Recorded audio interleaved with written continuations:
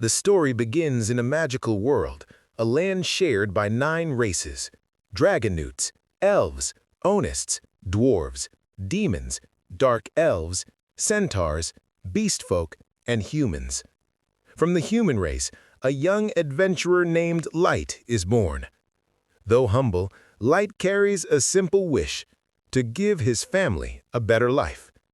With this dream in his heart, he says goodbye to his hometown and sets out to seek money and power. His journey soon leads him to a bustling city, where he is shoved and jostled by the busy crowd. Yet, undeterred, he keeps moving, his eyes searching for the Adventurers Guild. When he finally steps into the guild hall, Light approaches the receptionist and politely introduces himself. She asks if he wishes to register as a fresh adventurer. He nods, and she explains that he will begin from the lowest rank, F rank. Then she asks the crucial question: does he have a special ability? Light, a little nervous, admits that his gift is Unlimited Gacha, the power to roll random cards and summon them. To demonstrate, he calls upon his gift, and before the receptionist's eyes appears a broken fork. She stares at him, speechless. Embarrassed, Light tries to laugh it off, pretending that silverware isn't the only thing he can summon. But when he rolls again, the results are no better. Rotten snacks, spoiled food, more useless junk. His luck betrays him at the worst possible moment. The receptionist sighs and confirms bluntly that he deserves the pathetic F rank. With his adventurer card in hand, Light asks her for quests. She directs him to the guild's job board, but as soon as she mentions it, he hesitates. She notices his expression and realizes with pity he cannot read. Softening, she kindly reads the postings aloud for him. Grateful, Light eagerly accepts the boring tasks. By the end of the day, after working hard, he finally earns enough to rent a room. But just when things seem to be looking up, a gang of beastfolk approaches. They shove him down, laughing as their leader snatches away his hard-earned money. Light pleads, "Please, have mercy." But the cruel wolfman only sneers, driving a hard uppercut into his stomach. He mocks him for begging for spare change before walking off with his gang, their laughter echoing in the street. The crowd looks away. Nobody helps until a kind elf steps forward. She kneels and helps him up. Light is stunned, shocked that such a beautiful elf would dirty herself for his sake. Around them, passers-by laugh and sneer, mocking the sight. But she only helps him to his feet. Soon, more adventurers gather around. They introduce themselves as members of the Concord of Tribes, a legendary party where each member represents one of the 9 races. Geru explains this, while the elf introduces herself as Sasha. She names the others: Drago, Diablo, Ubero, Nano, Sion, and Centaur. 8 of the 9 races are already represented. Only a human is missing. Geru extends his hand, inviting Light to join them so that their fellowship can be complete. Stunned that someone would truly need him, Light accepts with joy. Before long, he's exploring the Abyss, the world's most dangerous dungeon, alongside his new companions. When a massive worm beast lunges at him, Geru swiftly cleaves it apart. Another worm sneaks up from behind, but Sasha looses an arrow, pinning it down before it reaches him. "Be more careful," she scolds, tending to his wounds as she warns him. "This dungeon could kill you in an instant." The others laugh and tease her for doting on him so much, joking that she sounds like his mother. Blushing furiously, Sasha insists, "I'm just protecting a fellow party member." Her excuse convinces no one. Drago intervenes, clapping Light on the shoulder. "Don't let it bother you. You make excellent tea for the team." His words lift his spirits, and together the party ventures deeper into the abyss. Eventually, they reach a dead end. Light assumes they're stopping for a break, so he begins preparing tea. But Drago halts him. "We don't need tea. You're out of the party." Light blinks, confused, thinking it's a cruel joke. But Drago repeats it sharply. They're kicking him out. One by one, the others confirm it. Geru tells him flatly that they don't need him. Sasha sneers in disgust at his foolishness. Even Sion and Nano mock him for being so pathetic. The demons smirk with relief, glad to finally be rid of him. Light's voice trembles. Why? Why are you doing this after showing me so much kindness? Geru laughs coldly. We were faking. We only needed you because of your gift. They reveal their deception.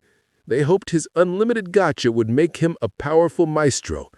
But to them, his power turned out to be worthless. You're a talentless human, a failure, nothing but dead weight. Sasha sighs in relief, muttering that she can now marry her true master without worrying about Light. Crushed, Light can hardly breathe. Drago orders Geru to finish him. At last, he realizes the danger. They don't just want to abandon him, they want to silence him forever, ensuring he can never come back for revenge. Geru slashes his cheek, and Light stares in horror at the blood dripping down his face. He runs, but Sasha looses an arrow, striking his leg. He collapses in pain. Geru beats him mercilessly until Sasha warns him to be careful. They must make it look like an accident. Geru raises his claws for the final strike. Crawling desperately, Light presses his hand on the ground and activates a hidden teleportation trap. End him before it triggers, Drago shouts. But before they can reach him, Light vanishes in a flash of magic. When he wakes, he finds himself elsewhere in the abyss.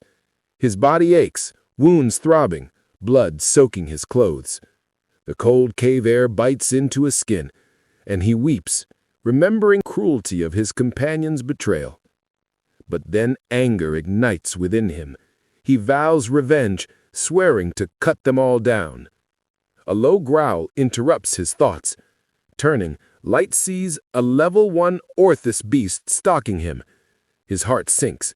A monster this strong should not be here. He realizes the trap has thrown him to the deepest floor of the abyss. As the Orthus lunges, he panics, spamming his unlimited gacha. Again and again, desperately praying for a miracle. Suddenly, a vast magic circle flares beneath him. The gacha roars with energy, and from its light emerges a figure. An ancient fairy descends, her presence overwhelming. She slices the monster apart like paper, its remains scattering across the cavern floor. With a graceful flick, she clears away the mess and kneels before Light. Forgive me for healing you without permission, she says softly, placing glowing hands on his wounds. I could not bear to see you injured. Light, stunned, introduces himself. She repeats his name with delight, swearing her eternal loyalty. At his request, she reveals her name, May, the ever-seeking maid. She is a level 9999 super ultra rare card, the strongest summon from Unlimited Gacha. Light can hardly believe it. His gift, which had only ever produced garbage, has summoned this impossibly powerful being. But May only smiles, insisting he deserves her power. She begs to stay by his side. She then examines his gift with her appraisal skill. Her eyes glow, and she explains his gacha isn't weak at all. It only seemed useless because the surface lacked mana. Down here in the abyss, rich with overflowing magical energy, his gacha is supercharged, making rare pulls possible. She patiently explains the gacha's card ranks, from normal and error up to extra rank and super ultra rare. Light listens in awe, realizing the truth of his ability for the first time. But when he tells her of his betrayal, of the lies, the cruelty, the taunts, his composure breaks. Tears fall as he recalls their words, their laughter, their blows. May watches, silent but aching for him, and when he collapses to his knees, she gently holds him. I cannot imagine the depth of your suffering, she whispers. but I will use all my power to bring you justice." Her voice trembles with fury as she swears she will line every one of his betrayers before him, helpless. Light shakes his head. Though her words stir him, he refuses. "I don't want revenge through borrowed strength. I want to punish them myself, with my own 2 hands." She gazes at him, seeing kindness even in his pain. But then she smiles. "If that is your wish, I will follow you. I believe in you completely." Light smiles back, his heart steadied by her faith. Together they begin. With May at his side, he summons again. Magic circles blaze, filling the cavern as more powerful tools and treasures emerge. Fueled by the abyss's endless mana, Light takes his first step toward building the empire that will carry him to vengeance. 3 years have passed since Light was betrayed and left for dead. During that time, he built an entire underground empire, a kingdom ruled by loyalty, power, and beauty. Within the abyss, he now reigns as the master of countless servants, all of them devoted to him with absolute admiration. Everywhere he walks, people bow their heads with deep respect. The streets are lined with citizens who adore him, and his maids, all of them beautiful and powerful, serve him with unwavering devotion. But his empire isn't just about admiration. It's filled with followers of unimaginable strength. Many of his servants are level 9,999, each with a specific role. A young cat girl named Aoki tirelessly explores the land surrounding the abyss, creating detailed maps of the region. Ellie, a talented and confident mage, works day and night to develop new spells in preparation for Light's grand plan. And then there's Nazuna, a strong and cheerful warrior skilled in close combat, though her innocence and simplicity often get the better of her. Despite her strength, Nazuna's easygoing nature makes her a frequent target of mischief from the other maids. One day they approach her sweetly, asking her to do them a favor, to patrol and inspect a restricted secret area. Trusting them completely, Nazuna agrees without hesitation. She walks down the silent halls of the castle until she reaches Light's private room. There she finds Mai, the head maid, calm and capable, who's busily cleaning. Surprised to see her, Mai asks why she's there. Nazuna innocently explains she was on patrol and thought she should check the room too, but then asks Mai what she's doing inside the master's chambers. Caught off guard, she blushes and quickly answers that she's only cleaning. Nazuna glances around and notices the unmade bed, the scattered pillows, and a faint trace of warmth in the room. To her, it looks suspicious, as if she had been rolling on the bed or hugging the master's pillow. Mai immediately denies it. With a straight face, she insists that this is simply her unique bed-making technique, one that only she, the head maid, is qualified to perform. It's the greatest cleaning method in existence, a secret of the profession. Nazuna's eyes sparkle in admiration. She's amazed and tells Mai that now she understands why she was the very first one the master summoned. Mai exhales in quiet relief, thinking how easy it is to fool her.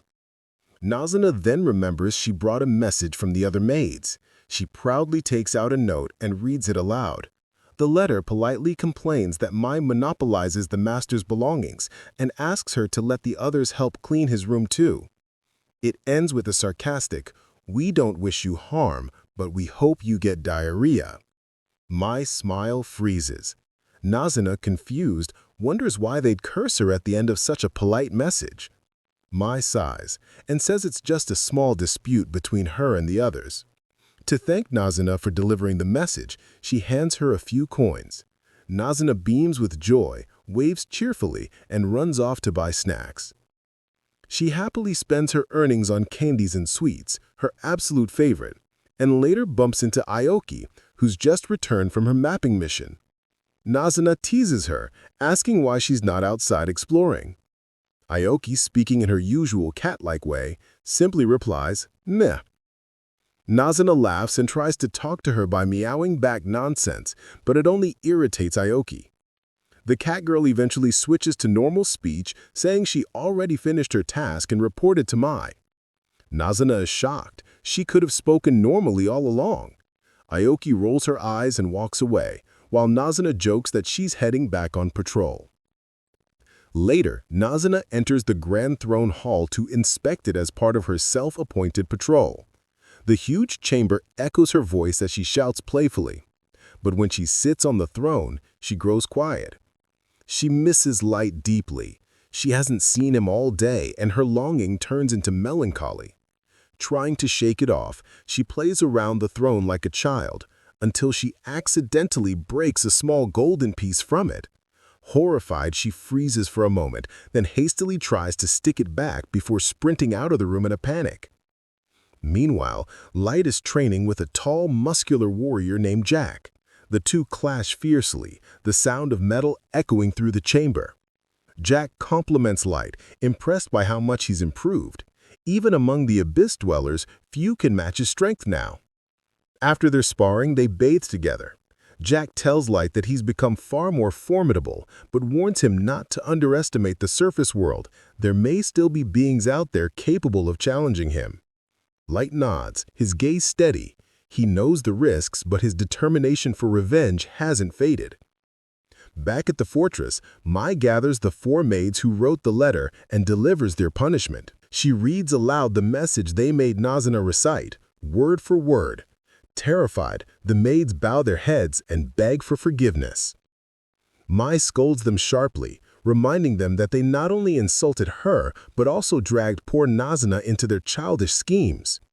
Their excuse that they only wanted to help lighten her workload earns no sympathy.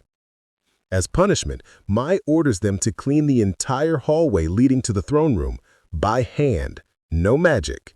The maids protest in panic, saying it's too large, but Mai doesn't waver. She says she'll be going to the surface with Master Light and expects the work to be done by the time she returns. Elsewhere, Nazuna is wandering through the armory when she runs into Ellie. The two immediately start bickering. Ellie mocks her, calling her slow and childish, while Nazuna insists she's smart, though she admits she only knows the 1 times 1 part of the multiplication table. Ellie laughs and their playful argument escalates. Nazuna threatens to report Ellie to the master, but Ellie reminds her that she once had tea with Light and plans to have dinner with him next, maybe even stay up late together. The thought makes Nazuna boil with jealousy, though she doesn't fully understand why. Despite the teasing, Nazuna's gentle nature shines through. She admits that Ellie is an amazing mage, but not great in close combat, and offers to protect her if danger ever arises. Ellie's expression softens. She thanks her sincerely before heading off, leaving Nazuna smiling. Meanwhile, the punished maids complain endlessly. They rant about how unfair it is that Mai gets all the attention and monopolizes the master's room. Their envy twists into absurd fantasies. They dream about entering his room, sniffing his pillow, or even licking his fork. But their gossip goes too far. Mai appears behind them. Her voice is calm but terrifying. She repeats the rumors she just heard, word for word, and the maids turn pale. They beg for forgiveness again, one even promising to become her pet if she'll spare them. Mai explains that during the 3 months before Aoki appeared, Master Light spent every waking moment studying every combat technique in existence. There was no time for the kind of fantasies they imagined. She had actually returned to lessen their punishment, but after hearing all this, she changes her mind. Now they'll clean the entire throne room as well, by hand. The maids collapse in despair but can't argue. Hours later, they're still polishing the enormous golden floor, exhausted and miserable. One accidentally breaks the same piece of a throne that Nazuna damaged earlier, making things even worse. Meanwhile, Nazuna lies in bed, tired from her patrol. She gazes up at the ceiling and sighs softly. She hasn't seen her master all day, and she misses him more than she can admit. Closing her eyes, she whispers, "Good night, my lord," and drifts off to sleep. The next morning, Light appears before his companions. Nazuna, Ellie, and Aoki immediately light up at the sight of him, but their happiness quickly turns into playful rivalry as they compete for his attention. Light chuckles as they squabble, especially when Aoki curls up like a cat and he instinctively pats her head. The others pout in jealousy. Their playful moment is interrupted when a massive two-headed beast bursts into his path. The monster growls, but before it can move, the three girls unleash an overwhelming killing intent. Their power floods the air, so intense that the beast instantly collapses and begins whimpering like a frightened dog. Light calmly steps forward and tells them it's fine, there's no need to fight. The creature trembles as he pets it gently. Then he turns to his followers with a composed smile. Then, Light said he had spoken with Mai, and she had told him that the preparations were complete. They had finally located the first target. After 3 long years, it was time to return to the surface. And all 3 girls are excited. His revenge is about to begin. Their leader, a muscular wolf man with a blue mane and scars across his face named Goru, steps forward. He's the same man who once slashed and humiliated Light. With a threatening grin, he looks over the crowd. As Goru walks through the streets with his followers, the beast folk cheer for him. Some of the wolf women even call out, asking if he wants to have children with them. On his walk, he notices a young boy digging through the trash. Goru throws the boy aside and spits on him like he's nothing more than a worm. They enter a bar. Goru downs several drinks while letting his followers taste a bit of the food he can easily afford with his overflowing pockets. Everyone looks up to him, wishing they could be as cool as their boss. But it's not that easy. As Goru says, only the beast folk have the nose for good jobs. One of the wolves asks if their latest job for the Concord of Tribes is one of those good jobs. Another immediately shuts him up, reminding him that Goru isn't allowed to talk about it. Goru agrees calmly, saying the Federation has forbidden him from sharing details. Then he orders his underlings to keep drinking and eating, which they eagerly do. Inwardly, Goru thinks it had been the easiest job ever, killing that weak human boy they mistook for the maestro. The only thing that bothers him is that Light's body was never found after being teleported away. Even so, he's sure Light died in that dungeon. Still, the thought of not knowing who the real maestro is lingers in his mind, but he decides it's too dangerous to dig deeper. Soon after, a beautiful maid walks into the bar, silencing everyone around her. All eyes turn toward her. Later, we see Goru's group leading this same maid into the deep pit where they once left Light to die. In a flashback, the girl introduces herself to Goru, asking if he is the same Goru who once belonged to the Concord of Tribes. Goru keeps his cool and asks what she wants. The woman introduces herself as Mai, Light's most loyal maid. She explains that she has been searching for Light, a young noble, ever since his mysterious disappearance. Goru finds it odd that no one had discovered this about him before, but he sees it as a chance to have some fun and maybe get some information. Mai continues, saying she heard that Light joined a guild and perished in a dungeon. She wants to visit the place where he was last seen and asks if Goru's group could escort her there. At first, Goru hesitates, but when Mai offers 3 heavy gold bars, his greed takes over. He quickly accepts, pretending it's not about the money. He says Light was like a brother to him and that he's happy to help. Boasting that he's the future leader of the wolf tribe, he promises to gather his strongest followers to protect her. Mai thanks him politely, hiding her disgust. Back in the present, Goru's group guides Mai through the dark abyss. Goru imagines what he'll do to her once they reach Light's supposed grave. Finally, they arrive at the same place where Light had once been left to die. Goru explains that monsters attacked them here, that Light was wounded and fell into a magic trap and was never seen again. Mai kneels on the ground, silently mourning.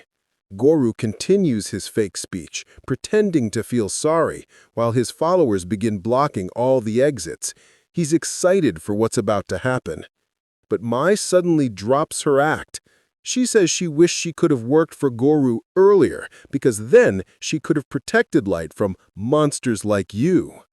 Shocked, Goru stumbles back. He can't believe she knows about the secret attack. He yells, demanding to know if she's a spy. Mai rises, declaring that she serves light, and light alone. She warns that soon their guts will be all over the floor. Goru and his followers shiver without understanding why. The air grows heavy with power. Before Mai even acts, Goru has already wet himself, realizing he's doomed. Just then, Light appears from the other side of the cave. He tells Mai to let him handle these filthy beasts. The group is stunned. How could a mere human survive this deep? Goru freezes. When Light removes his hood, Goru's fears are confirmed. The boy he thought was dead stands before him, alive. Light smiles and says he's here to pay everything back with 3 years of interest. The beast folk demand an explanation, but Goru laughs. He mocks Light, calling him a pathetic level 15 human daring to challenge a level 150 warrior. Light doesn't even flinch. He points out how Goru has not changed, still arrogant, still blind to reality. Goru keeps ranting about how humans are weak and have no chance against beastfolk. He commands his men to attack, but before they can even move, 2 of their heads fly through the air. Mai, now in her battle attire, stands before Light, warning that anyone who touches him will lose their head. Light calmly thanks her and asks her to seal the exit, which she does, blushing slightly. The other beasts tremble. They didn't even see Mai move. Still, Goru tries to rally them, but his confidence is fading. Light mocks him for never learning, for still believing humans are inferior. Goru growls back that humans are worthless trash with low mana. He'll show him true power. His level is 158. Light explains that levels vary by race, which is why humans are often discriminated against. Goru ignores him, convinced of his superiority. When asked about his 2 fallen comrades, he stammers, unable to explain it. He assumes Light must have cheated with magic. They lock eyes. Then Goru charges, but Light easily knocks him down with a single blow. Goru gasps for air as Light towers over him, asking if that's really all he's got. Humiliated, Goru unleashes his trump card, a magical beast named Fenrir, level 500. His followers cheer, but Light only sighs in disappointment. Goru mistakes it for fear and attacks with his most powerful skill, Beast Howl. A massive beam of purple energy shoots toward Light. When the smoke clears, Light stands there, untouched. The only change is a bit of dust on his coat. Goru's eyes widen in disbelief. No human should be able to survive that. Now it's Light's turn. He summons his own creature, a level 9000 ultra-rare card, Primal God Fenrir. A gigantic blue wolf appears behind him, radiating divine power. Goru's beast freezes instantly and shatters into countless pieces. Goru collapses, broken and terrified. Light reveals his true level, 9999. Goru can't believe it. He thought humans could never go beyond level 100. He begins to think Light isn't human at all. Light explains that he wears the bracelet of youth, a reminder of the pain and suffering he once endured. Goru realizes it's truly him. Light has become a monster beyond imagination. He drops to his knees, begging for forgiveness. He blames the Federation, blames his followers, pleads for his life. But Light only wants one thing: answers. He demands to know what the Maestro is, why the government wants him dead, and what their plan truly was. Goru pretends ignorance. Mai quickly sees through his lies, and Light's expression hardens.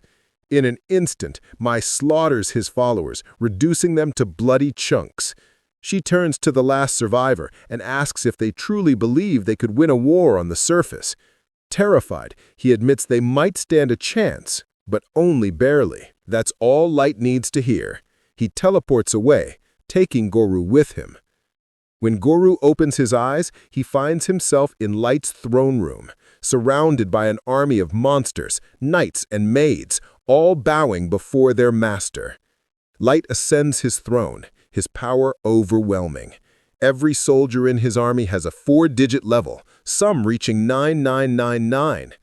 He asks Goru again, "Now, do you still think I can't conquer the surface?" Goru can't answer. He realizes his group, the Concord of Tribes, created the very monster that now stands before him. Light could wipe out the entire world in a heartbeat. When Goru asks if Light plans to become a god, Light smirks and says it doesn't sound bad. With his infinite gacha, he can bring either infinite blessings or infinite destruction. The world itself will decide which it deserves by how it answers his questions. The next day, the first thing Light does after going to the surface is visit his hometown. Light eagerly runs to greet his family, but everyone is horrified to see the entire village razed to the ground by an evil party. After this traumatic setback, Light makes a spiritual grave for his departed family. As he pays his respects to everyone, Light is grateful that he didn't find his siblings' bodies so they might still be alive. Behind him, a knight called Gold tells him to hurry up since he doesn't have all day to cry for him. Ninemu gets offended by Gold's insensitive comments on their master. While the two of them bicker, Light wonders if they like each other or are genuinely just arch-nemesis. Meanwhile, Gold points out that being too polite can look fake, and nobody wants to sleep out in the open grass fields. However, Ninemu is totally ready to spend time with Light wherever he goes. Her determination hurts Gold's pride, who also declares that he'd follow his master to the deepest pits of the underworld since he has sworn complete loyalty to him. Still, he doesn't feel like sleeping in the open, and Light breaks their conversation, reminding them that they need to find out who destroyed his village. He thinks that although their military power is enough to defeat all of the 9 races combined, they shouldn't act until they've learned more about the hidden strengths of the other nations. In Light's mind, the destruction of his village is also related to the hidden powers of the world, who are interested in his master's status. Angered by the loss of his parents, Light releases a bloodthirsty aura, but Gold reminds him to keep it in check. He agrees and puts on a fool's mask accessory to hide his identity, promising his parents that he'll avenge them. Once they're done with preparations, the trio starts flying towards the city of Dagas. On their way, Ninemu accidentally calls Light by his real name, so Gold reminds her that she should call him Dark to hide his real identity from the 9 races. Light thinks that he should raise his adventurer rank as Dark in order to get more secret intel from the guild. His 2 servants agree with his plan, and they soon spot the city of Dagas. In order to avoid making a scene, they land on the ground and walk the rest of the way on foot. However, they encounter a group of bandits mugging a poor merchant and his son. The bandits immediately notice the shining Gold Knight staring at their faces and instantly call him out. Ninemu gets angry at Gold for causing trouble, but he laughs and easily ties up the bandits. Overjoyed to be saved, the merchant thanks Light and his party by allowing them to ride his carriage to Dagas. While they ride, the merchant's son praises Gold and Ninemu for defeating the dwarves so easily, but she tells him that their master is even cooler than they are. Meanwhile, the merchant feels curious if Light's party is an experienced group that will explore the dog's dungeon, since it's the city's specialty. Light tells him that they're not registered yet. The man is shocked to hear this and offers them some information on the world's countries. It turns out that Dagas is a town on the Dwarven Kingdom's southern border, which is next to the Human Kingdom to the east and the Elven Kingdom to the south. Although all 3 kingdoms have had beef in the past, the dog's dungeon has some great loot which has attracted adventurers from all over the region. As the merchant finishes his explanation, they reach the dog's gate and Light's party gets off to walk the rest of the distance on foot. Before leaving, the merchant introduces himself as Colonel and invites their party to stay the night in his inn if they need a place. Meanwhile, they start heading to the Adventurers Guild, noticing all the dwarf and blacksmith shops on the way. Once they enter the guild, Light's party feels surprised by all the people there, but everyone else starts avoiding them like the plague. Light realizes that humans like him are treated poorly in this city as well, but he decides to register anyway. The guild receptionist starts him off at an F rank, which completely pisses off Ninemu. She starts yelling at the poor receptionist to give her master an S rank, but the receptionist reminds her that everyone has to start at the lowest rank. Thankfully, Light steps in and accepts his ranking before Ninemu can embarrass herself any further. Once they're finished with the registration, she starts crying because she made her master look bad in public. Gold rubs even more salt in her wounds, so Light stops him from bullying her. Afterwards, they head to Colonel's Inn to get some rooms. His son happily leads the group to his father, who asks if he can do them any favors. Light asks Colonel if he can rent out the entire top floor of his inn for complete privacy, even from the staff, as payment. He offers Colonel a huge bag of gold, but he refuses to take money from somebody who saved his life. However, Light insists, so Colonel accepts his generous payment and agrees to arrange the top floor for him. Once Light is in the top room, he casts a bunch of magic spells to isolate his space from the outside world for complete privacy. As he stretches freely in his chair, Ninamu asks if it's truly safe for Light to explore the surface while exposing himself. She thinks that he should just stay in the safe fortress of the abyss and let them handle the work on the surface.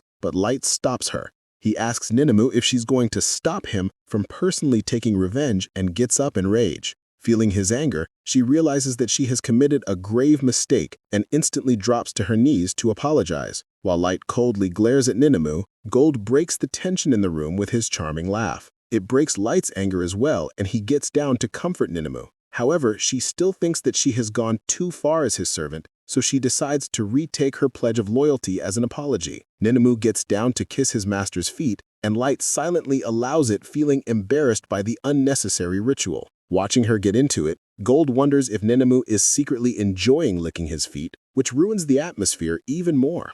The next day, the group starts heading out to the dog's dungeon as everyone around him notices the strange mask. Light realizes that his disguise isn't perfect. Unfortunately, they're too late to enter first, so they have to wait in line like a bunch of peasants. Gold notices that there aren't many elves in line, so Light points out that the Elven Kingdom has been at war with the dwarves over this dungeon, so tensions are high. Ninamu praises her Glight's brilliant detective skills, but he asks her if it's appropriate to press her chest against his back, as she says that it's absolutely necessary to protect his rear. A shady bunch of adventurers cuts in line in front of them. Watching the three hooded figures, Light deduces that two of them are a couple of chumps, but their big leader is a serious threat. Even some of the other adventurers consider calling them out for cutting in line. Light gets in front and asks them to get back in line politely. The elf leader gets offended and asks Light if he knows who he's talking to. Naturally, Light points out that he doesn't know them since they're literally hiding their faces under their hoods. He also notes that if he's someone of high status, he shouldn't be doing shady activities that would ruin his family name. Backing their master, Gold and Ninamu also tell the adventurer to get out of the way. But the elf thinks that they're just a bunch of insects before he can unsheath his greatsword. His partner stops him, reminding him not to make a scene. When the hooded elf finally gives up and leaves, the rest of the adventurers thank Light's party for removing him.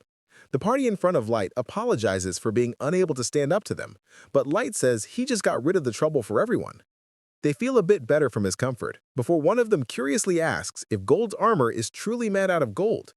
The party leader silences his blabbermouth member, but it's already too late, as Nemumu explains that his armor isn't actually made of gold, since gold is too soft to make strong armor, but Gold doesn't mind using just the color. Then, the kids ask Light if it's his first time entering the dungeon, and he confirms it. The kid isn't surprised, since everyone else brings lots of camping supplies for the long trips into the dungeon.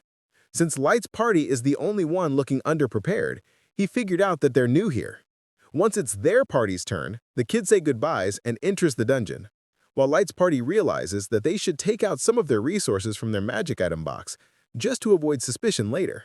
Soon, it's Light's turn, and they head inside the massive dungeon.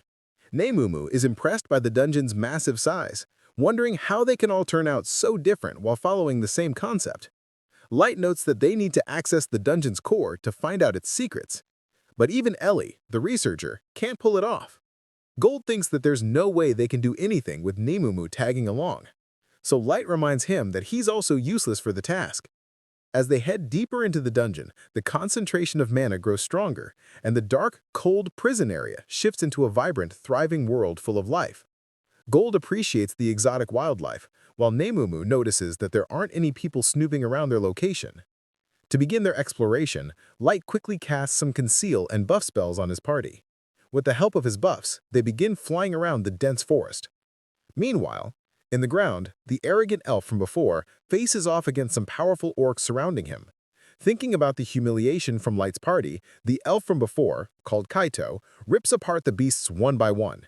He screams that he deserves better treatment. He's the youngest white knight in the Elf Kingdom and the descendant of a legendary hero. His servant, called Yanok, stops him from his pointless rampage, reminding him that their target is the third, not the first floor. However, Kaito points his sword at his own butler, thinking there's no way he can forget the humiliation from before. Kaito says that the only reason he isn't getting more respect is that his level is capped at 1500. But Yanok points out that he has already surpassed the normal level cap for L's. He refuses to accept this, saying that a master descendant like him is supposed to have limitless potential. Seeing his young master so frustrated, Yanok acts like he feels so much sympathy for him, saying that he also got exiled from his country because of his experiments on breaking their limits. As Kaito demands that he make him level up, Yanok grins creepily as he accepts his request. Kaito turns around thinking he'll get rid of this crafty dark elf once he has used him to level up. Meanwhile, Light's party finishes butchering a group of trolls on the 3rd floor. They decide to take the magic gems out of the monsters as proof of exploring the 3rd floor before heading back. Noticing that her master got dirty from the fight, Nemumu offers to help him clean up. Once they fly back to the 1st floor, Light thinks they should start walking since Gold's bright armor attracts too much attention. However, they notice the weak party from earlier fighting some goblins. Gold notes that the party is strong enough to defeat the weak prey, but Light realizes that they missed a hidden enemy. As the young party turns around, they find Light pinning a bush snake with his staff. He reminds them to be careful since the snake could have paralyzed one of them and left them defenseless against the stronger monsters. Feeling grateful for Light's assistance, the kids thank him, but he suddenly gets serious after noticing another enemy. From a distance, a pack of dangerous bush wolves jumps out of the forest, shocking the kids. As they start panicking, Light tells them that the wolves mean no harm. In front of their eyes, the wolves simply avoid them and run away. Horrified, the kids finally realizes that the real enemy, as mentioned, wasn't the wolves. Horrified, the kids finally realizes that the real enemy, like mentioned, wasn't the wolves, but a 4-sided mantis behemoth. Shocked, the kids wonder how the mantis appeared since its species went extinct over 10 years ago. As the kids prepare to run away from the monster, Light asks them if he can just hunt it for himself. Nemumu notes that the mantis is level 500, and the kids ask their group to leave, thinking it's too powerful for them. Soon, the mantis charges at them, and Gold takes the lead to block its attack. After exchanging blows with the mantis, Gold realizes it's not an enemy to be underestimated. Then, Light uses a fire arrow spell against it, but it reflects the arrow with its tough side. Watching the battle, the leader of the kids asks his mage Mia to help, but she starts glazing Light because he casts a spell without any incantation. He tells her to focus on helping them instead, but Gold reassures them that he'll be fine. Getting ready to fight, he tells the kids to pay attention as he combines attack and defense to defeat the mantis. As if hearing Gold's word, the mantis attacks him again to begin the fight. Gold easily blocks its strike with his shield, shattering its scythe from the rebound. Taking advantage of its shock, he rushes to slash off one of the mantis's legs. Next, Light decides it's his turn to show off, and he unleashes a barrage of fire arrows that shoot towards the mantis. As it tries to deflect the attacks, the arrows curve and avoid its sides, spearing into the monster's back. Mia watches in awe as Light controls over 30 homing arrows, gathering them to destroy the mantis. Feeling overwhelmed, the monster runs off to protect itself. However, Light stops the poor bug with a firewall, so it jumps above the flames to fly off. Finally, Nemumu jumps after the mantis, easily getting to a higher height. Clutching her daggers, she slashes it apart in a single strike, shattering it into pieces. While Nemumu feels smug about her achievement, Gold mocks her for acting like a kid. As she gets angry, he reminds her that she chopped all of the precious monster materials apart. The realization sends her into a panic, while the kids watch in shock, wondering how powerful Light's team is to easily defeat such a ferocious beast. After Nemumu apologizes to Light for her failure, the kids search the mantis's remains and find a perfectly intact monster gem. Gold praises their luck, glad that Nemumu's reckless strike didn't shatter the precious material. Seeing the core, Light thinks it'll be enough proof to submit to the guild and increase their rank. Meanwhile, the kids asks Light if they're an A-rank party trying to increase their rank. However, Light tells them that they're actually F rank, which sends the entire party into an existential crisis. Then, Mia creates a giant water bubble with her magic to help Light's team clean up. Gold tells her his shiny armor is as brilliant as ever, so Light steps up to wash his dirty hands. He asks the rest of the kids to wash up with him. Grateful for their little gift, the kids tell it's no big deal since he literally just saved their lives. Then they offer to let Light stay with them during the night since it's getting dark. Light doesn't wish to burden the kids, but their leader reveals that his sister Mia is itching to learn about his insane magic techniques. Seeing her eager look, Light agrees to stay and joins them around a campfire to have dinner. Light tells Mia that his parents are genius mages, saying that she also has a lot of talent for magic. She smiles, saying her abilities aren't nearly as impressive as voiceless spells. Her brother wonders if chantless casting is really that impressive, so she starts geeking out about the 3 different classes of magic. She explains that combat class spells like the fire arrows are used for single targets, while tactical skills like the firewall are used for crowd control. She also reveals that there are strategic class spells that can have global impacts. However, global spells are at the level of natural disasters, so it takes several high-level mages chanting them at once to successfully cast them. She explains that races like Dragonauts, Elves, and Daemonin can easily cast spells because of their natural talents, but humans aren't so blessed, so that's why she thinks that Light is a world-class prodigy, since he can cast spells without reciting the incantation, despite being a mere human. Gold nods, appreciating her knowledge, while Light awkwardly laughs off her praise. Finally, after Mia settles down, her brother says that no matter his powers, Light seems like a kind man. To cheer up his sister, he tells her she'll surely succeed after getting admitted to the Duchess Magic School. While Mia is embarrassed, Light gets curious about the Duchy since it's the joint nation created by all 9 races. Gold also thinks that Mia must be quite talented if she can get admitted to the best magic school in the world. Her brother explains that although she got admission, she could never study at the school because her parents, who were paying for her tuition, died in an epidemic. Thus, the 2 of them were left to fend for themselves and created an adventuring party with Gimra and Wordy to earn money. However, he feels hopeful that with enough money, he can eventually send Mia to study at the Duchess Academy and fulfill her dreams. Feeling like a burden, Mia tells her party to take it easy instead of focusing so much on her. Watching the brother and sister take care of each other, Light remembers his own younger sister. He tells the kids to keep going since he believes that they'll make it big with their talents. Light also praises Mia's talents, but she thinks that he's just being nice to her. However, he assures her he's serious and his words give her a bit of confidence. Soon after, the party leader asks Light why he chose to become an adventurer, and Light begins to recount what happened to his family. Namumu tells them that the fire that killed Light's family left him with burn marks, so they're traveling with him to get his treatment. Gold explains that he and Namumu received help from Light's family, which is why they're helping him to pay off their debt. As Light's tragic backstory finishes, the group's cheerful atmosphere suddenly burns out. To change the subject, Gimra curiously asks if Namumu and Gold are married. Namumu instantly rejects this idea, saying there's no way she'd ever like a narcissist like Gold. Gold agrees, saying that he also doesn't like her since she has both the body and attitude of a little brat. Thinking he's got a chance, Gimra proposes to Namumu, but she tells her her heart belongs to Light. Gold chimes in, saying that it would be the biggest waste in the world if she dirtied their master, and they continue bickering throughout the night. Somewhere else, Kaito cuts down a monster and Yanak praises him.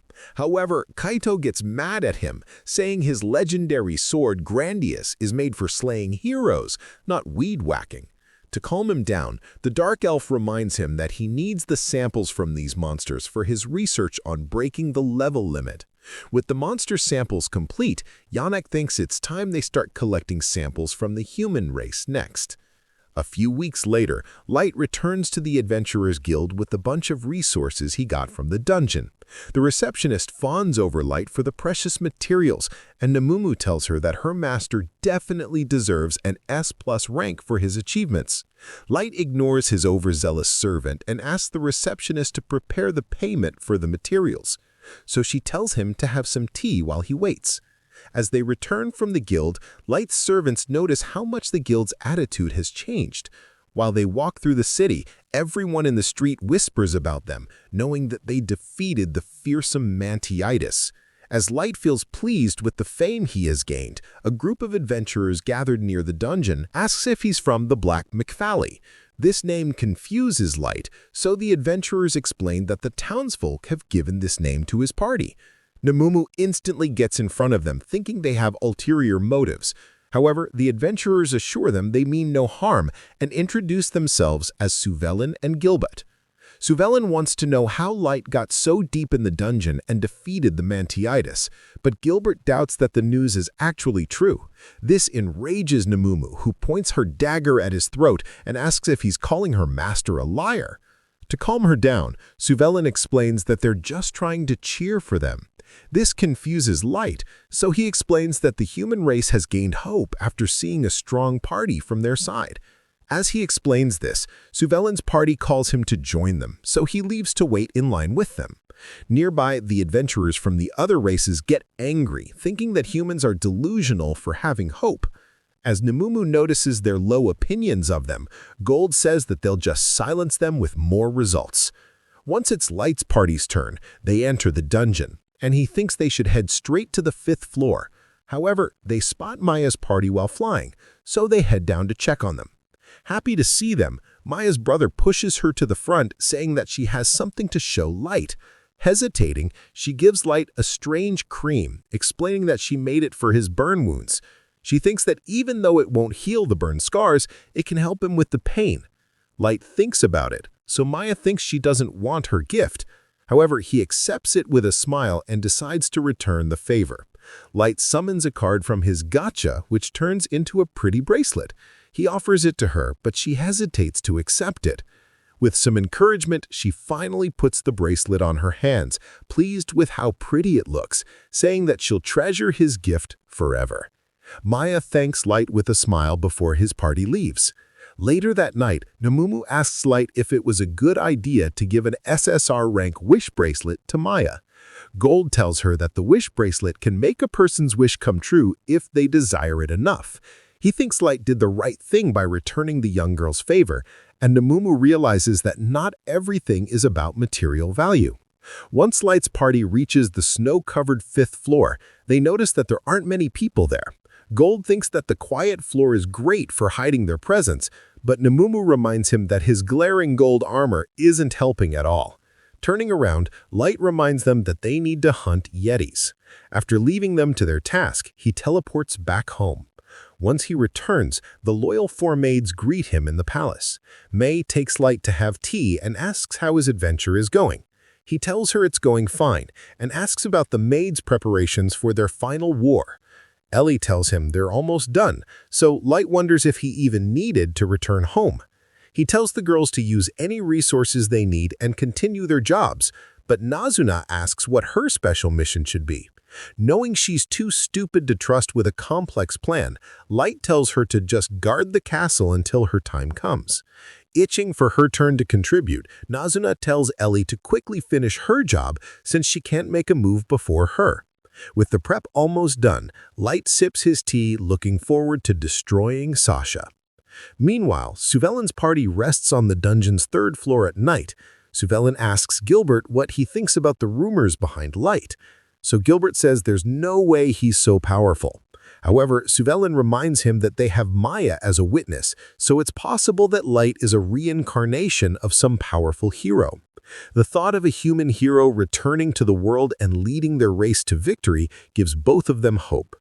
Then Suvelin leaves to use the bathroom in the forest. Once he returns, he calls out to Gilbert, but finds his friend's decapitated head lying on the ground. He finds Kaito standing there impatiently, angry that Suvelin took so long to return. Realizing that his men died without a fight, Suvelin thinks he has no chance of surviving against the powerful elf. Meanwhile, Kaito stomps on Gilbert's head, trying to taunt Suvelin into getting angry.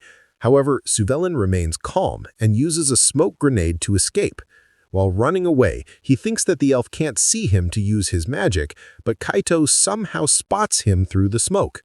Flying with a magic spell, he easily knocks down Suvelin with an attack, leaving him completely shocked, as Suvelin notices the elf hovering with his spell. Yanak takes him out with his rod. He scolds Kaito for killing all the humans since he needed live subjects for his experiments. Kaito thinks that one subject should be enough, but Yanak says that he needs more since his experiments could always result in failures. The sinister dark elf grins maniacally, thinking that humans are just worthless vermin who deserve to be the fodder of his twisted experiments. Meanwhile, Nemumu argues with the Adventurers Guild receptionist to raise Light's rank. The receptionist tells her that they just raised his rank straight to D from F, so she can't make any more exceptions. However, Nemumu still thinks her master deserves the S rank, while Gold tells her she's ruining his image with her bratty attitude. To calm Nema's mood down, the receptionist tells her she can raise Light's rank even further if he performs a huge feat, which gives him an idea. Later that night, Light shows his servants a wanted poster of an unknown adventurer killer who has been terrorizing humans. Gold thinks that such a high-value criminal could easily get them the promotion, but Light wonders how to search for this mysterious person. Gold suggests pulling his gacha for a tracker card, so Light reminds him that the chances of pulling a good tracker in a short time are too low. While they discuss their plans, suddenly a portal opens up in their room. Light watches in shock as an unconscious Maya drops out of the portal and the bracelet on her hand breaks apart. He quickly puts the girl in a bed to rest and uses a healing spell to restore her health. After healing Maya, Light decides to check her memories since she's too exhausted to speak. From her memories, he learns that Maya's party met a group of adventurers who warned them about the adventurer killer. The kids wondered if the humans were just targeted by a monster, but the party told them that the killer used multiple magic spells, so they were clearly an intelligent person. After telling the kids to spread the word to other humans, the party left the dungeon to avoid being targeted. Maya's party also started hiking out of the dungeon. At night, Maya's brother noticed that everyone was tired after fighting all day. Left with no other choice, he allowed them to camp out in the middle of the dangerous dungeon. Suddenly, a group of mysterious figures showed up, and among them, Yanok asked the kids why they were out so late. The kids recognized Yanok's group, so they didn't think they posed any danger. Feeling concerned for their safety, they decided to warn them about the mysterious adventurer killer.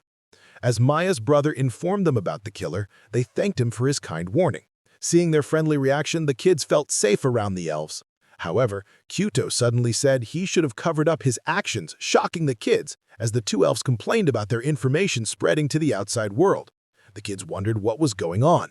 Suddenly, Yanok's voice turned cold and Kyuto pulled out his sword, exposing himself as the adventurer killer. The kids felt their blood run cold and the boys told Maya to run while they held off the elves. Seeing his bravery, Kyuto felt enraged as Maya's brother charged at him. He mercilessly slashed the young boy's stomach and Maya screamed in grief at her brother's death. Then the other two boys tried to hold off Kyuto, but he slashed them down as well. Watching them heavily injured, Maya felt frozen to the spot. However, the injured boys got back up and tried to fight to protect Maya. Seeing her remaining friends rush toward their deaths, Maya screamed for them to stop. Ignoring her cries, they kept going, but Kyuto ruthlessly cut them down despite Yanok's warning. When the two fell dead, Yanok scolded Kyuto for killing his test subjects. Kyuto scoffed, saying that he never planned to spare anyone who dared to fight for their life. Yanok still felt upset by his reckless actions, so Kyuto reminded him that he had left Maya alive, so he turns to the girl and tells Yanok that he could have some fun with her. However, Yanok felt disgusted by his behavior and left him alone to enjoy his twisted fantasies. When Kyuto prepares to violate the poor girl, Maya tells Kyuto to back away from her, but the narcissistic elf thought he was doing her a favor. Thinking that an inferior human like her didn't deserve his favor, he starts mocking Maya and tells her to thank him. The terrified girl resigned herself to her fate, but suddenly her brother's weak voice rang out. Surprised, Kyuto looks back and sees that Maya's brother somehow survived the deadly slash. His ability to survive so long caught Yanok's interest, so he tells Kyuto he wants the boy for his research. Although Kyuto felt annoyed, he agreed to let the boy alive. Meanwhile, Maya's brother tries to convince Maya to escape one last time, and she shed tears watching him sacrifice himself. Finally, she gets up to run, and Yanok tells Kyuto to capture her target, grumbling that he didn't like his orders. Kyuto prepares to catch her, but Maya's brother tried to attack him. As Kyuto shrugged off his weak attack, Yanok reminded him that he needed both siblings alive. Kyuto nodded, thinking it was too difficult to capture moving targets. However, Maya's brother started mumbling about battle strategies, which left the elf confused, as he recalled Gold's advice to use a shield and sword together. Maya's brother decided to combine both his offense and defense. The strategy gives him a burst of confidence, and he charged to Kyuto. The shocked elf barely avoids the young boy's surprising speed, but suddenly he brought his shield out of nowhere and knocked him to the ground. As the proud elf landed on his butt, he stared at Maya's brother, who laughed in triumph. Enraged by the blow to his pride, Kyuto took his anger out by piercing the little boy with a full-power strike. As the poor boy gasps from the unimaginable pain, Kyuto marched to finish him off, but Yanok stopped him. He reminded the enraged narcissist to catch Maya before she could spread the news outside the dungeon. As Maya blindly rushed to the dungeon's exit, Kyuto's sword suddenly blocks her way. As he hovers behind her, he declared that he'd punish her for trying to escape. Kyuto proudly revealed that he could corner her because of the Elven Kingdom's greatest treasure, Grandios, while Maya looked on in horror. As he approached her, Maya decided to do everything she could to escape for the sake of her friends. After focusing intensely, she summoned an icicle spell to attack Kyuto, but he easily shattered it. Using the moment of distraction, Maya tried to run again, but Kyuto knocked her down. He proudly told the girl she should accept her fate as a legendary hero's servant. However, she firmly told him he's a loser who could only bully the weak. Hearing her words, Kyuto got stunned and recalled all the times his fellow elves mocked him. Since Kyuto acted like a prick around them, they all hated him and called him a bully who rose to the top using his status. While he recalled the hurtful memories, Maya kept calling him a spineless piece of trash, which enraged him even more. Unable to bear his hurt ego, he unleashed a powerful attack to finish her off. At that moment, Mia desperately wished Light was there. Just then, her bracelet activated and teleported her outside the dungeon. As the memory finally ends, Light clutches Mia's bracelet in his hand. Gold and Nemumu ask him what to do next, and he quietly tells them to move out. Back in the dungeon, Yanok finishes healing Mia's brother. When Kaido returns, Yanok asks him if he captured Mia, but Kaido has no idea where she went. Yanok is shocked that an elite elf soldier could lose track of a child, so Kaido tells him she randomly teleported into thin air. Shocked, Yanok refuses to believe him since he thinks a human couldn't possibly own a precious teleportation item. Yanok realizes they're in deep trouble. He tells Kaido that if the human guild spreads this news, the elves might hear about him. Kaido also gets terrified thinking about it since he actually stole Grandis away from the Elven Kingdom. He thinks about the terrifying elf White Knight army whose leader is at level 3000 with a weapon surpassing his own. Feeling like he's doomed, he starts stomping the ground. Yanok tries to calm him down, saying that they can fight back against the Elven army if he succeeds in his level limit breaking research. This gives Kaido some hope, and Yanok tells him to quickly hide so he can complete his research. Suddenly, Light appears in front of them, saying their time is up. Kaido recalls Light from the time he was humbled by him outside the dungeon, so he feels wary of him. However, Light ignores them and gently closes Gimra and Word's eyes, feeling sad for the bright young lives that were lost. Behind him, Gold informs him that Mia's brother, Elio, is still alive. Watching the boy in Gold's arms, Yanok is shocked since he was just treating him on the ground. Light heals the young boy and asks the elves why they inflicted so much suffering on the innocent children, as he recalls the young boys trying their best to earn money and support Mia's education. Light feels angered that it is all gone. Thinking that he could have been friends with the boys in a different world, he turns around to make the elves pay for their crimes. Seeing his anger, Kaido tells him they're innocent. However, Light tells them that he saw Mia's memories, so he knows they're the culprits. This leaves the elves stunned, so Light reassures them that he hasn't reported anything to the Adventurers Guild. At this news, Kaido starts laughing, thinking he's got a lucky break. Thinking he can easily kill Light to silence him, Kaido says that fate has protected him from misfortune because he's a hero. Light laughs, saying that the reason he didn't tell the guild is that he wants Kaido for himself. He tells the royal scumbag that he'll make him suffer pain worse than death for hurting his friends. Finally, Light firmly declares that he'll end Kaido's life with his own hands after punishing him and tells Gold and Nemumu to stay out of his fight. As they back off, Light starts walking towards Kaido. Enraged that a human cursed him out, Kaido tries to attack Light with his sword. However, he easily stops his attack in its tracks with just his staff. As Yanok stares in shock, Light taunts Kaido, asking if that's all he's got. Angered, he keeps blindly slashing at Light, who effortlessly blocks every single strike. Watching the battle, Yanok thinks there's no way that a human child can defend against an elf soldier's attack so easily. Meanwhile, Kaido keeps swinging his sword, desperately hoping to hit Light with a lucky strike. Light sighs before parrying his sword away. then punches Kaido straight in the gut, knocking the wind out of his lungs. Light taunts him, saying that he should try not to die from his practice punches. Despite getting thrashed like a kid, Kaido still thinks he's superior to humans. He gets back up and summons his grandest, which creates several magic swords in the sky.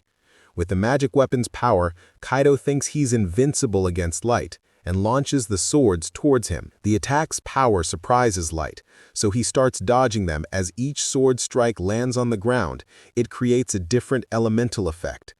However, Nemumu still thinks that Light can handle it with ease.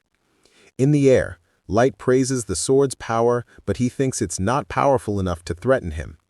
Suddenly, Kaido appears behind him, so he quickly blocks his attack. Watching Light block it, Yanok feels disbelief that he defended an all-out strike from Kaido's magic sword. Finally, Kaido accuses Light of cheating, saying that he fights like a warrior even though he's dressed up as a mage. He starts stomping his foot in anger, thinking that humans are a bunch of scumbags who cheat their way to victory. Confused, Light tells him that he is indeed a mage, but Kaido refuses to believe him. Watching the elf so frustrated, Gold feels pity for Kaido, since Light's unlimited cards allow him to fight in any situation. Suddenly, Light creates multiple ice swords to attack Kaido, who tries to block it with his Grandis. The ice spikes rush forth, easily destroying each of Grandis's clones in front of the shocked elves. Refusing to give up, Kaido unleashes one final strike at Light, but Light destroys it along with the rest of his hopes and dreams. Seeing Light manipulate his ice swords as a barrier against Kaido's attack, Yanok felt numb from witnessing such overwhelming power. Finally, Light asks Kaido if he's done throwing his tantrum, and Kaido goes insane with rage. The arrogant elf thinks there's no way a human can defeat him, wondering how the Grandis can lose despite being a weapon used by a former maestro. Hearing the name of a maestro, Light gets surprised and asks Kaido what he knows about them. Kaido laughs and reveals that he was born with the blood of maestro, which makes him a sub-maestro himself. Hearing that Kaito's body is holding some interesting secrets, Light decides to capture him and Yanok to experiment on them, as he plans to suck all the secrets out of their brains. Gold and Nemumu corner Yanok. However, the scientist doesn't get scared in the slightest, and instead summons two horrific blood monsters. As the monsters take shape, he proudly brags about fusing several humans and monsters to create the vicious abominations. For the first monster, Yanok fused a rock lizard from the Elven lands, while he created the other one from a dungeon troll. When Light looks at the troll monster, he realizes that one of its faces belongs to the hopeful adventurer, Gilbert. Both Gold and Nemumu feel disgusted by Yanok's horrific experiments, while he says that fusing different creatures is the best way to surpass their level limits. However, Yanok claims that he needs multiple humans to stabilize an experimental monster, so he needs thousands more to create his perfect Frankenstein. Watching him arrogantly blab about his crimes, Light clenches his staff in anger as Yanok starts yapping that he's the hero who will lead the races into a new era. Light tells him to shut up. This snaps him out of his tantrum, while Light tells Gold and Nemumu to put the human monsters out of their misery. He tells them to capture Yanok alive, since he needs to be punished for his crimes. As the two of them get ready to fight, Yanok confidently calls his monsters to battle them. However, they slash through both monsters with just a single attack, finally liberating the tortured people trapped within them. As the monsters go down, the duo prepares to capture Yanok, but he remains calm. Somehow, the mutated monsters stand back up and easily regenerate their fatal wounds. While Yanok continues to boast, his monsters continue attacking the duo. Meanwhile, Kaito attacks Light to prevent him from helping them. So Gold and Nemumu are left to fight alone, facing the monster's true power. Gold taunts Nemumu for losing her confidence, but she reminds him that he has also gotten serious. As the creatures continue driving them back, Yanok tells them to surrender and let him peacefully experiment on their bodies. Ignoring the insane elf, both of them decide to attack head-on and liberate the trapped people. After summoning their full power, Nemumu and Gold unleash their ultimate attacks, which wrap the monsters with their bright flames. Thinking that his beasts will easily shrug it off, Yanak keeps laughing. This time, his monsters don't regenerate, so he finally feels confused. Soon, the bright flames melt his hybrid monsters into a gooey puddle, and Yanak starts panicking. Suddenly, Nemamo kicks him in his twisted nuts, bringing him down to his knees. Watching the pathetic scientist frothing on the ground, Gold feels bad for him, while Nemamu thinks she needs to blowtorch her shoe to clean it. On the other hand, as Light forces Kaito back, the elf stares at him with fearful eyes. Light taunts him, reminding him of his arrogant bluster. Hearing his taunt, Kaito gets back up to fight. He raises his sword into the air and unleashes its maximum power, which creates a raging beam of energy.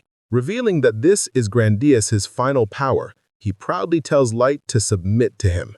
Light is impressed by Kaito's power, as Kaito launches a devastating cleave at him. Although Light dodges the attack, the sword leaves a gigantic crevice in the ground. Kaito keeps slashing at him, desperately hoping to win with one attack. As the sword keeps curving around him, Light realizes that the sword has transformed itself into a flexible whip with its magic. Watching the scene from a distance, Nemamu thinks that although the technique is impressive for Kaito's level, it can't even scratch Light's body. While continuing to dodge the attacks, Light tells Kaito that it's just a flashy performance. Enraged, Kaito tells him to face the attacks instead of dodging them.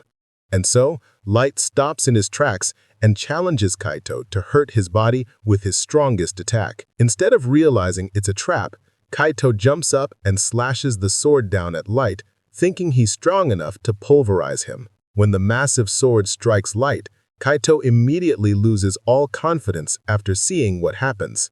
Realizing Light is completely unharmed, he goes berserk and attacks him over and over.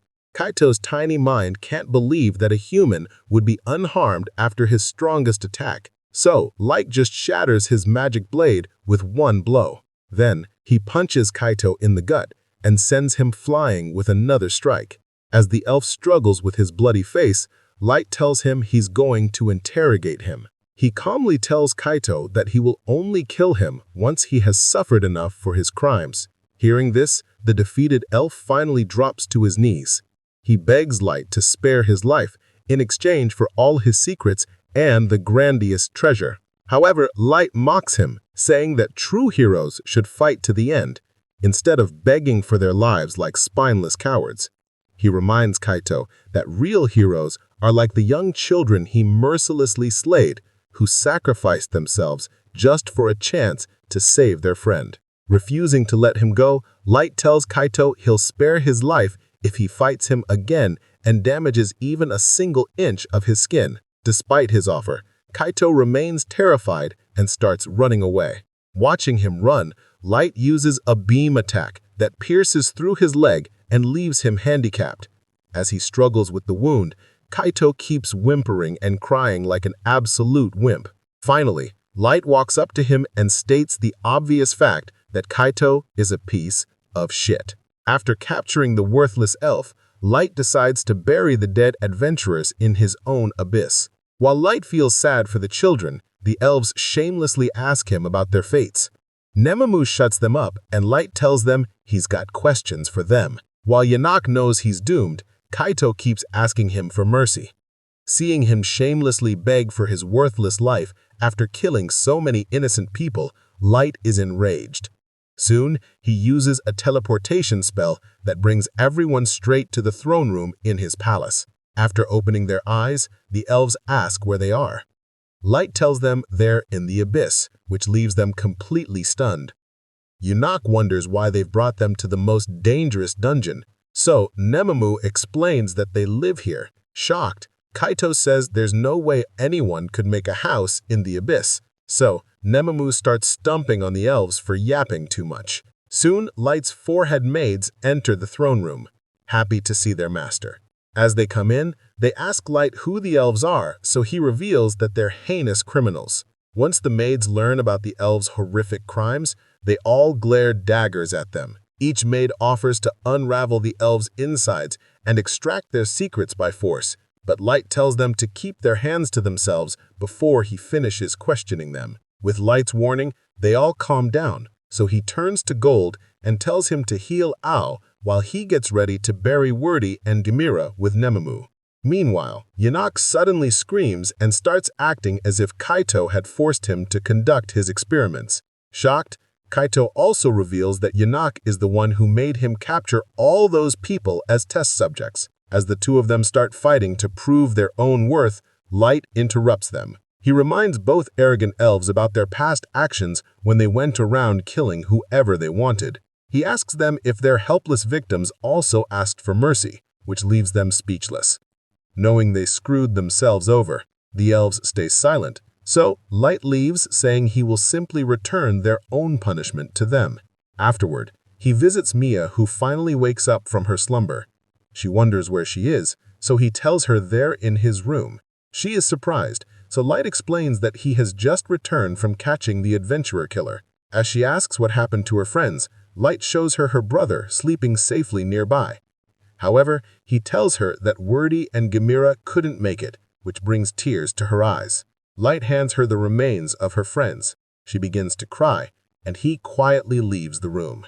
Walking in the hotel's hallway, Light thinks it's his fault for being so focused on revenge. He thinks that if he cared a little more for the people around him, he could have avoided hearing the painful sound of someone crying. The next day, Light informs the guild that the adventurer killer is actually a pair of elves.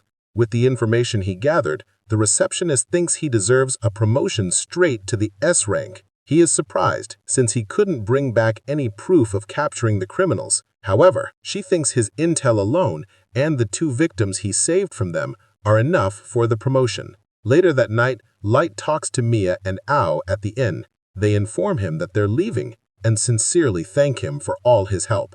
Light wonders what they'll do next, so they reveal that they'll return to their hometown. Surprised, Light thinks they could easily find a new party. However, Mia says she's traumatized by her experience in the dungeon. She also thinks that her friends Gimra and Wordy gave her the courage to go on adventures in the first place, so she can't do it without them. Alio nods since he also doesn't want to continue without his friends, planning to return their remains to their hometown. Then, Light wonders if Mia will ever go to a magic school, so she tells him she'll self-study magic instead. After telling Light she'll be much stronger the next time they meet, Mia quietly asks if he will truly see her again. Light smiles and reassures her that they will, and she smiles back at him. The next day, Mia and Al leave the inn, and Gold tells Light not to worry about them. Nemamu nods, thinking things will be better the next time they meet. Light agrees, thinking that he'll take the siblings to Wordy and Gamera's real graves once he can reveal his true identity to them. Then he turns around and informs Gold and Nemamu that he's heading back to the palace. After returning, he meets Ellie and May and asks them what they learned from the two elves. Mai hands him some papers containing all their findings, and Ellie explains that she used forbidden magic to draw the information from their brains. Mai also reassures him that she thoroughly interrogated the elves to double-check and verify all the information. As Light looks through the papers, Ellie explains that sub-maestros are simply those who have a blood relation with a maestro. While Ellie concludes that this blood relation allows sub-maestro to level up quicker than their peers, Mai reveals that a maestro could destroy the entire world if left unchecked. Light gets confused by this, thinking there's no way one person could destroy the whole world. As he wonders if there is more than one maestro alive in their world, the girls explain that they only got this information from a fuzzy memory. It turns out that Kaito heard this information from the Elven White Knight captain. So Light thinks their next stop is to find this person. Then he asks both girls how Kaito and Yanak are doing. So Ellie shows them their current condition. Seeing them bloodied and utterly shattered, Light thinks it's time to get rid of the living pieces of trash. He unleashes a special card called Dead Man's Banquet, which launches a horrifying mass of mouths on the elves. As the mouths rip and tear their bodies apart, they scream in unimaginable pain before finally disappearing forever. Once the elves are gone, Light asks Ellie about their main plan. She tells him that the preparations are complete so they can start his revenge on Sasha whenever he wants. Ellie explains that Sasha is actually engaged to the vice captain of the Elven White Knights. So by capturing him, they can easily get leverage over her. Satisfied with her planning, Light tells her to begin the plan immediately. Meanwhile, Sasha sits with her fiancé Michael discussing the time she destroyed Light's hope. Michael thinks it must have been a fun experience, remembering all the times he has exterminated human villages. He tells Sasha that humans make pathetic faces while begging for their lives, and she agrees, thinking they're the ugliest creatures on Earth. Michael thinks he's lucky to find a lady just as disgustingly racist as him. On the other hand, Light feels excited to finally get his revenge on Sasha, wanting to see the pathetic look on her face while begging him for mercy. Back in the elf continent, Sasha rides a carriage home happy with her meeting with Michael. She thinks he's the best fiancé she could have gotten. Her maid feels proud of her, thinking about her upcoming marriage. Feeling shy, Sasha tells her it's still a while before her wedding, but the maid thinks she should begin her preparations already. Suddenly, their carriage stops abruptly as a slave man drops some goods in front of it. As his angry elf owner whips the malnourished man to make him work faster, Sasha thinks humans are completely useless. Just then, Light walks into a dark alley and Sasha immediately recognizes him. Shocked, she gets off her carriage and runs towards him, thinking she must be mistaken about his identity. As she moves through the alleys, she realizes he's gone and soon finds herself at a dead end. Thinking it was just her imagination, she feels relieved that Light isn't actually here. However, when she turns around, she finds a message from Light inviting her to meet him at the giant tower. Since this news is too much for Sasha to handle, she lets out a panic scream. Soon, her maid comes rushing over while Sasha thinks she's about to lose all of the rewards she got from her mission to kill Light. Watching her break down from a roof, Light tells Ellie to handle the rest. After getting his order, she starts fantasizing about how hard she's going to ruin Sasha for hurting her precious master. With all the preparations done, they turn around to begin the final part of their revenge plan. Elsewhere in the elven barracks, two soldiers named Nhia and Kanhia amuse themselves by throwing daggers at a helpless bound man. Nearby, a perverted elf named Sharphat touches his human slave while his partners Must and the elf captain watch in silent disgust. Sharphat tells his captain about Kaido's adventures with Yanak. He explains that Kaido went on a killing spree and was eventually killed by a human set, and that the elven higher-ups not want their team to avenge him. Although Sharphat doesn't care, since Kaido was a dropout who abandoned them, Must believes it's their duty to avenge a former friend. Meanwhile, as Nhia and Kanhia keep abusing the poor man, Sharphat tells them to finish him off. They refuse, saying that they'll play with their slave as they wish. Then they criticize Sharphat for publicly committing such degenerate actions, so he gets offended. Behind them, Must tells the two boys that they should put the humans out of their misery, because it's a great achievement to be killed by the hands of an elf. Sharphat thinks Must is too rigid with his principles, but he firmly states that a person should know when to take things seriously. Suddenly, the captain orders everyone to shut up, and the pressure of his aura instantly silences their big mouths. He tells Nia and Kanhia to stop torturing people before telling Must to loosen up a bit. Then he barks an order at Sharphat, who quickly puts an end to this human slave. Once the man is dead, the captain tells Nhia and Kanhia to clean up the mess. As they obediently nod, he then tells Must to get ready for work. Meanwhile, that slave girl tears up from the terror of watching a fellow human die, so Sharphat tells her she can rest in her room. As the scared girl quickly runs away, the captain tells Sharpie to stop fooling around with humans. He reminds him that elves consider their bloodlines sacred, so they can't go around having children with inferior races. Instead, the captain points out that elves have history of marrying the prestigious maestros, so he should do his best to keep up the tradition. As Sharphat points out that they've all stopped leveling up despite having such powerful bloodlines, the captain tells him it's because they've diluted their blood through crossbreeding. Sharphat finally cracks and says he has no intention of having children with human slaves, since he's just fooling around.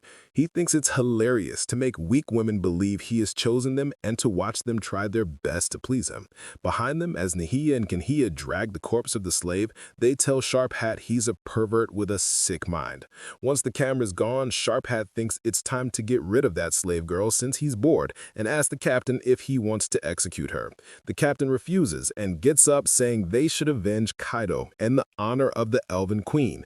even if he was a failure who left them. Later at night, as Sasha sleeps in her room, she wakes up from a noise outside her house. Some distance away, a magic circle appears and constructs a giant tower in the middle of the forest. Ellie appears at the top of the tower and waits for Sasha to show up. Back in her room, Sasha watches the mysterious tower from her window, wondering if that's where Light invited her to go.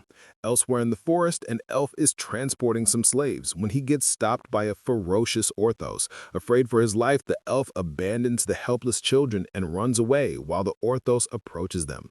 The next day, the driver heads to a tavern where people discuss that their forest has been swarmed by dangerous monsters. As one elf wonders if the monsters are spawning from the giant tower, the other one tells him that their queendom can't even investigate it because they're short-staffed. Throughout the city, the queendom's officials have put out bounties in exchange for information on the strange tower. As Light takes a look at one of these posters, he feels surprised that so many elves have gathered to take on the dark challenge. Nearby, two elven adventurers get the hots for Nimumu, so they start flirting with her. As they brag about being level 150, they tell her to ditch Gold, the metal grandpa, and the boy next to her. However, she coldly refuses them, so Light politely asks the elves to leave her alone. Angered by their refusal, they try to attack him, so he stops them with a thunderbolt spell. Seeing him cast the spell instantly without an incantation, the elves realize that Light's party is none other than the infamous Black Fools. After that, all the elves back away from them, so Light leaves with his party, knowing that word will quickly spread about them. While they walk away, Light hopes that Aoyuki is handling everything just fine. Meanwhile, in the forest, a group of elves uses a chained girl as their lead while they cautiously scout the forest for information. Although one of them feels scared of the dangers, the other tells him that they'll just use the girl as bait to escape any monster attack. While the elves think their plan is foolproof, the girl stumbles and sits down to catch her breath. However, her master threatens to beat her, so she gets back up to walk again. As the elves spout arrogant nonsense about humans being useless, some saliva suddenly drips on his hand. Surprised, he looks up at the huge monster above him, right before his worthless head is crushed into bits. Watching the Orthos monster easily lift up their lifeless friend's body, the other elves remain frozen in fear. Then the monster kills both of them and approaches the young girl. Seeing the ferocious monster, she thinks her life is over, but it leaves after sniffing her scent before she even has a chance to celebrate. Some thugs walk over thinking they're lucky to get a treasure like her. As the girl thinks her life is about to get even more miserable right after getting freedom, the thugs actually pour some healing potion over her wounds. The little girl wonders why they're helping someone like her. Then, the thugs start planning to get her some fresh clothes, food, and a walking stick, while their leader reports to Aoki that they've saved another person as she rests atop the giant tower. Ellie asks her how her mission is going. She wonders if it's difficult for Aoki to control so many monsters roaming the forest, but the cat girl says she's fine. Surprised, Ellie asks Aoki if she's also okay with dealing with any intruders that get in the way of their plan. When she tells Ellie it's fine, she starts doubting her, thinking that Light put too much burden on one person. Ellie thinks that Aoki could make a mistake controlling the monsters and endanger an innocent person's life, but Aoki tells her she's overthinking it. Then Ellie asks her if their only purpose is to act like Light's puppets without a second thought. So Aoki tells her that's exactly what they're supposed to do. She thinks that no matter what, they should always obey her master. But Ellie thinks that she's being too extreme by acting as a pet for him. Angered by her defiance, Aoki threatens to kill her for doubting their master's plan. Completely unafraid, Ellie asks Aoki if she truly thinks she can beat her. The cat girl tells her she's going to try, and things get serious between the two of them. Before they can begin a bloody death match, the thugs call Aoki after reaching the base, so they both calm down. Down at the base, they hand over the rescued girl to an old man who is taking care of all their rescued victims. As they leave her at the foster home, the girl thanks the thugs, and they tell her to take care. Seeing how Aoki is carefully managing all of the humans' lives, Ellie finally believes she can trust her to handle the forest alone. Later that night, Sasha wonders how she'll visit Light, since all the monsters in the forest are too strong for her. Since she knows that the White Knights will soon investigate the dangerous area, she thinks it'll get her exposed for failing to kill Light. Left with no other choice, she decides to go there and finish him off no matter what. The next day, the elven royalty and nobles hold a meeting to discuss the tower. Sitting at the table, the elf chancellor suggests sending the White Knights to investigate the area.